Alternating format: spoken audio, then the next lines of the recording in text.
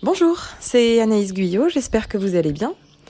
Aujourd'hui, je viens vers vous avec une explication sur ce qu'on est en train de vivre, sur cet énorme changement qu'on vit individuellement et collectivement.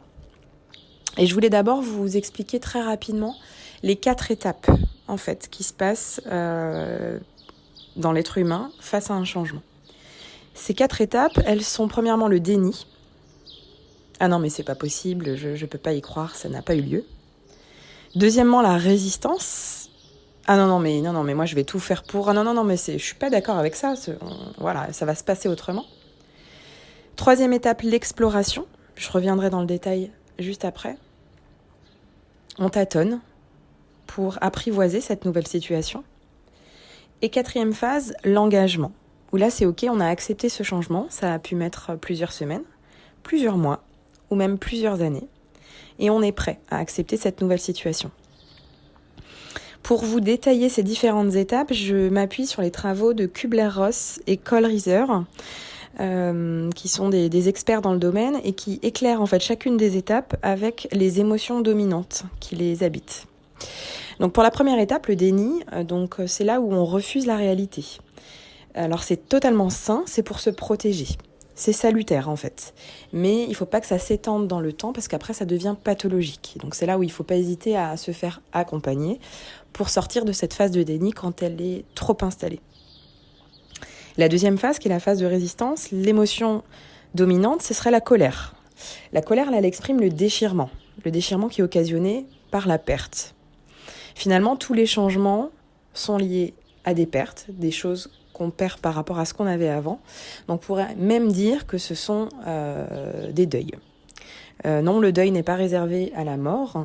Il faut faire le deuil parfois d'un conjoint avec qui on s'est séparé, faire le deuil d'une ville dans laquelle on a habité, faire le deuil d'un métier qui nous a plu mais qu'on ne peut plus exercer.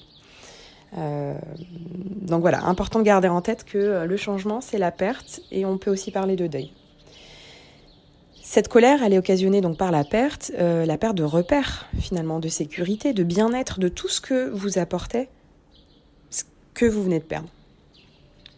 Dans la phase 3, qui est l'exploration, il y a 2 émotions dominantes et on va un petit peu zigzaguer de l'une à l'autre. La première, c'est la tristesse. C'est la période du chagrin, des larmes, de la baisse d'énergie. C'est très important, la tristesse, pour permettre à la douleur de s'exprimer. Et il faut savoir que tout ce qui ne s'exprime pas s'imprime. Donc les mots qu'on va retenir à l'intérieur de nous vont devenir des mots MAUX. Donc elle est très importante, cette phase de tristesse. Elle permet aussi d'être en retrait, d'éviter de passer à l'action, parce que c'est pas du tout la phase où on va s'engager pour mettre en place des changements, c'est la phase où la douleur a besoin de sortir. Et puis elle permet aussi aux autres êtres humains d'être touchés par notre tristesse, et ça les invite à venir nous consoler. C'est de ça qu'on a besoin. On a besoin d'être entouré, d'être soutenu. Donc ça, c'est la première émotion dominante dans la phase de l'exploration, mais il y a aussi la peur. La peur, elle arrive parce qu'on a peur justement de l'inconnu. On a des doutes, est-ce que je vais être capable d'y arriver dans cette nouvelle situation ? Et c'est totalement sain aussi, ça permet de balayer toutes nos craintes. Donc ça, c'était la phase d'exploration, et on arrive ensuite dans la phase d'engagement. Et je voudrais juste faire une aparté sur une micro-étape qui se passe entre la phase d'exploration et d'engagement qu'on appelle le marchandage. En fait, à ce moment-là, une fois qu'on a exploré les 3 émotions désagréables principales, on va finalement essayer une toute dernière fois de tout faire pour que ça n'ait quand même pas lieu. Et pour vous donner un exemple, c'est une personne qui arrive en fin de carrière, la retraite s'approche, et elle va prendre rendez-vous avec sa DRH ou son responsable pour voir de quelle manière elle ne pourrait pas prolonger quelques années. Voilà, c'est un bon exemple, c'est l'étape qu'ils appellent l'étape du marchandage. Et puis on arrive enfin à l'étape finale, qui est l'étape de l'engagement. Je vous ai dit, ça peut durer quelques jours, quelques semaines, des mois ou même plusieurs années. Et c'est totalement normal. Et cette étape de l'engagement, c'est là où j'ai accepté la perte, sur tous les plans en fait de mon être. Donc mentalement, mais aussi affectivement, émotionnellement. Et puis même corporellement, au niveau de mes sensations. Je ne me mens plus, je l'ai réellement accepté. Voilà ce que je voulais vous expliquer aujourd'hui. Et puis je voulais juste faire un petit zoom sur quelque chose qui se passe très souvent, notamment en entreprise, qui paraît être la bonne solution pour mieux vivre le changement, mais qui finalement est très délétère sur le long terme. Ça s'appelle le saut de Tarzan. Donc je vous ai parlé des 4 étapes, le déni, la résistance, l'exploration et l'engagement. Parfois, on a envie d'éviter la colère, la tristesse et la peur, et on se dit, hop, je vais passer du déni à l'engagement, de la 1 à la 4.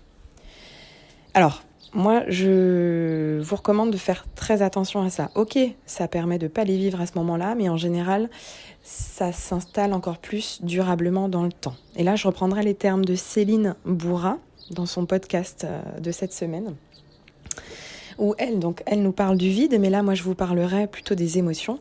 Si on les fuit, les émotions, elles reviennent. Si on les contourne, elles nous emprisonnent. Puisqu'elles viennent nous dire quelque chose, elles sont une étape importante dans ce cycle du changement. Si on les fuit, c'est ok, mais elles ne disparaissent pas. Et je voulais vraiment porter votre attention sur ce saut de Tarzan et de faire très attention, donc déjà individuellement, à ne pas fuir en fait toutes ces étapes pour que ça passe plus vite. Et surtout, vous sensibiliser en entreprise. Tous les décideurs, les DRH, les managers. Il y a souvent en France peu de place pour les émotions, donc ces étapes intermédiaires sont souvent ignorées, ou en tout cas elles ne sont pas accompagnées, et elles ne savent pas être gérées collectivement. Comment je gère la colère, la tristesse, la peur de mes équipes, et comment je gère ça collectivement? Et finalement, moi, c'est pour cette raison que mes clients choisissent et investissent dans le dispositif qui est axé sur le changement et sur les émotions. Et je pense que ce qu'on est en train de vivre pointe du doigt ce cycle du changement. Et c'est très important de l'accompagner dans vos équipes, soit vous-même en vous formant, en vous renseignant sur ces étapes-là, soit en vous faisant accompagner, puisque au-delà d'une crise sanitaire, on peut mettre des choses en place pour que cette période soit la moins dommageable possible, humainement. Voilà, c'était l'éclairage du jour. N'hésitez pas à commenter, dire ce que vous en pensez, comment vous vivez ce changement dans votre entreprise, en équipe et individuellement. Et je vous retrouve très vite pour la suite. Prenez soin de vous et des vôtres. À bientôt.